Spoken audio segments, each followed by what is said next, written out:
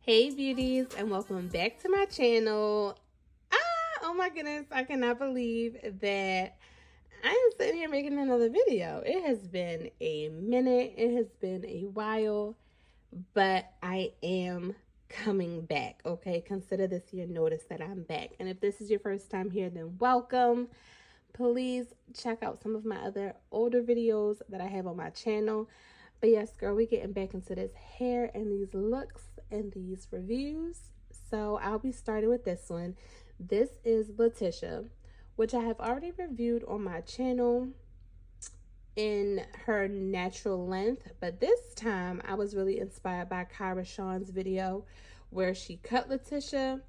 And I'm pretty much like using her tutorial for how to cut her in this video. So I have Letitia in the color Flamboyage Sand. I thought that color was really pretty. I just love the blend and the highlights and the blonde. But it's a lot of hair. Like, I'm showing you now how the curls look just all to the front. And it's really full and really thick. So we're going to give her a cute little cut. And if you like shoulder length hair, then this will be perfect for you. The lace on this unit looks really nice. I always love the lace on the Sensational Wet Lace collections because you don't have to do a lot of plucking or tweezing or anything like that. So now I'm just going to add some tint spray and then we are going to get into the cut. To spend my life with you. I'll give my all to you. I promise that I will never let it go. There's nothing I'll do to spend my life with you. I'll give my all to you. I promise that I will never let it go. You and me together, picture perfect. I'll spend all my money on the topic 'cause you're worth it. It's just me and you, you, you.